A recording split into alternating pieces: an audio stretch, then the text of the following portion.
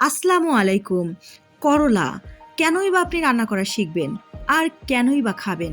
কারণ করলা ডায়াবেটিসের জন্য খুবই উপকারী একটি খাবার। এটি ডায়াবেটিস নিয়ন্ত্রণে সাহায্য করে। এতে কম ক্যালোরি এবং প্রচুর ফাইবার থাকে। এছাড়া করলায় অ্যান্টিঅক্সিডেন্ট, ভিটামিন সি আর অন্যান্য পুষ্টি উপাদানে ভরপুর, যা রোগ প্রতিরোধ ক্ষমতা বাড়াতে সাহায্য করে। স্কিন ভালো রাখতেও করলা বিশেষ ভূমিকা পালন করে। সেক্ষেত্রে আমরা নিয়মিত করলা খাওয়ার চেষ্টা করব। তাহলে চলেন আজ আমরা সহজ একটি করলা ভাজির রেসিপি শিখে আসি। একটি কড়াই নিয়ে নিব, তাতে নিয়ে নিব 5 টেবিল চামচ তেল। সবসময় আমরা তেলটা কম ব্যবহার করব, কারণ তেল স্বাস্থ্যের জন্য খুবই ক্ষতিকর। কেটে রেখেছিলাম 3টি পেঁয়াজ। তেলের মধ্যে পেঁয়াজ 3টি অ্যাড করব এবং অনবরত নাড়তে থাকবো। কেটে রেখেছিলাম 5টি কাঁচামরিচ। কাঁচামরিচটা স্বাদ মতো, আপনারা যারা ঝাল বেশি খান তারা মরিচটা বেশি দিবেন, আর যারা ঝাল কম খান তারা কম ঝাল ব্যবহার করবেন। দিয়ে দিতে হবে আধা চামচ হলুদ এবং আধা চামচ লবণ এবং অনবরত নাড়তে থাকতে হবে।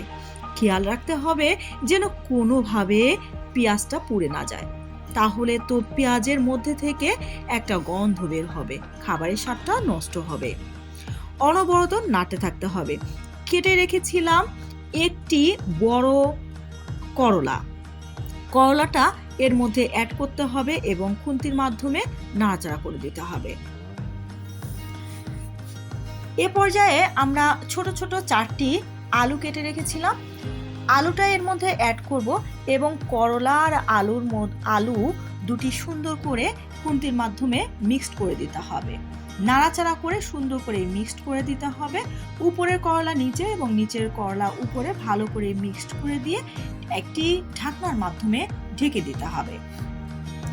10 মিনিট অপেক্ষা করতে হবে। এ পর্যায়ে বলে রাখা ভালো যে করলার মধ্যে আলাদা কোনো পানি দেওয়ার প্রয়োজন নেই। 10 মিনিট পরে ঢাকনাটা আগলা করে ভালো করে খুন্তির মাধ্যমে নাড়াচাড়া করে দিতে হবে। নিচে যদি একটু লেগে যায় তাহলে সেটি খুন্তির মাধ্যমে সুন্দর করে নাড়াচাড়া করে উঠিয়ে ফেলতে হবে। আবারও ঢেকে দিতে হবে, অপেক্ষা করতে হবে 3 মিনিট। 3 মিনিট পরে আবারও ফিরে আসতে হবে এবং খুন্তির মাধ্যমে নাড়াচাড়া করতে হবে। আগেই তো বলেছিলাম করলার মধ্যে পানি দেওয়া যাবে না, তাহলে তিতাটা বেশি লাগবে। সেক্ষেত্রে আমরা পানি অ্যাড করিনি, একদম তেলের মধ্যে করলাটা ভাজি করে ফেলেছি। এ পর্যায়ে কিন্তু করলাটা রান্না পুরোপুরি কমপ্লিট। খুবই মজাদার এবং খুবই কম সময়ে কম মশলা দিয়ে খুবই সুন্দর একটি রেসিপি। একবার হলেও ট্রাই করে দেখবেন, খুবই সুস্বাদু। ধন্যবাদ।